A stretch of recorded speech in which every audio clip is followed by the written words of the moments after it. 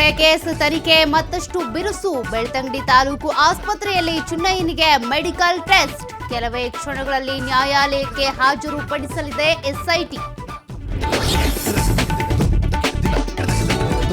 ಬುರುಡೆ ಪ್ರಕರಣದಲ್ಲಿ ಎಲ್ಲರ ವಿಚಾರಣೆ ನಡೆದಿದೆ.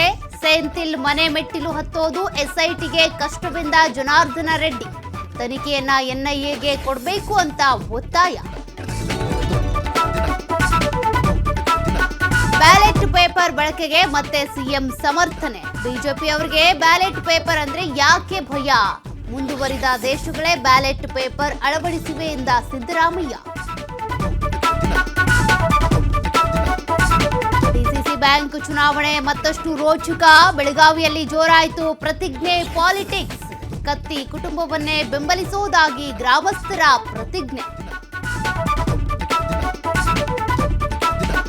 ಚಂದ್ರಗ್ರಹಣ ಹಿನ್ನೆಲೆ ಚಾಮುಂಡಿ ದೇವಸ್ಥಾನ ಬಂದ್. ಭಕ್ತರಿಗಿಲ್ಲ ನಾಳೆ ನಾಡದೇವತೆಯ ದರ್ಶನ. ವಿಶೇಷ ಪೂಜೆ ಪುನಸ್ಕಾರ ಬಳಿಕ ಸೋಮವಾರ ದರ್ಶನಕ್ಕೆ ಅವಕಾಶ.